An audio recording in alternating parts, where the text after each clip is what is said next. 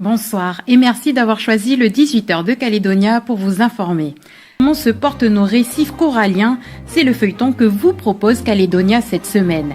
Plus de 25% des espèces marines dépendent de ces labyrinthes de calcaire. Après le suivi scientifique hier sur le terrain, ce soir, on s'intéresse à la sensibilisation. Comment interpeller le plus grand nombre à la fragilité de ce trésor de biodiversité? Cette semaine, Calédonia vous propose un focus sur nos récifs coralliens. Avec ses 1500 km de long, le pays possède l'un des plus grands systèmes récifaux du monde. Une richesse menacée et importante à préserver, c'est le feuilleton.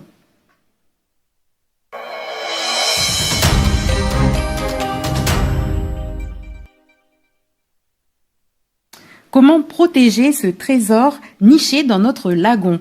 Après avoir suivi les bénévoles de l'association Paladalic sous l'eau pour leur suivi scientifique, ce soir nous regagnons la terre, direction l'école Guy Chamorro à Nouméa.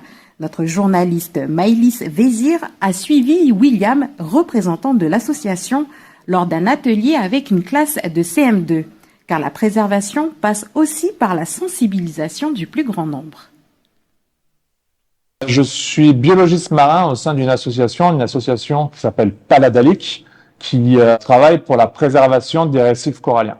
Il y a plein d'animaux, on m'a dit les poissons, les oursins, les étoiles de mer, mais c'est qui fait le récif, qui construit le récif? Les coraux. En fait, les coraux, c'est un peu les arbres qui vont construire le récif.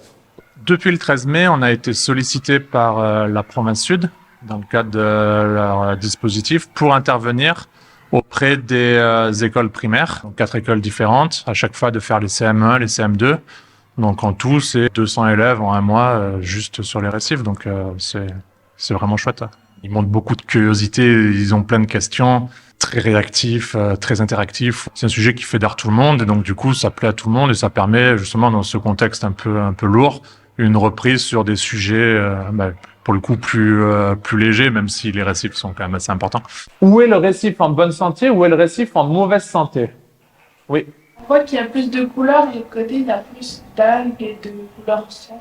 Souvent, on connaît plus ce qui se passe sur la Terre, on connaît un petit peu les récifs via les poissons, etc. Et puis montrer que tout est lié, partir de la base, partir du corail, expliquer ce que c'est que le corail, le polype, comment il mange, comment il se nourrit, comment il se reproduit, et monter petit à petit pour comprendre pourquoi il est si fragile, pourquoi en Calédonie nos récifs ils vont pas si mal que ça, comment ils arrivent à se régénérer, et comprendre ce qui impacte vraiment de partir du corail à ce qu'on fait nous dans le cadre de l'association, l'état de santé, et le faire sur 20 ans pour voir comment ça évolue et leur expliquer ça. Pour vous, pour l'être humain, pourquoi il a besoin des récifs?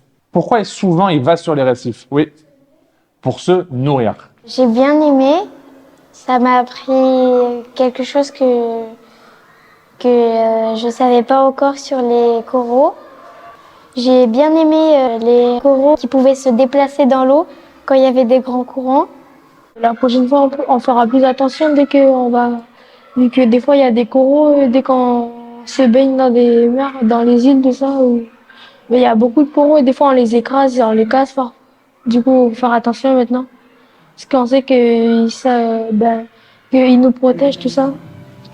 Il est donc très important de protéger ce trésor naturel afin de le léguer intact à nos enfants. C'est eux qui, dans quelques années, alors la charge, je sais pas, mais la responsabilité de voir comment ça va évoluer. En tout cas, c'est eux qui y seront confrontés dans tous les cas.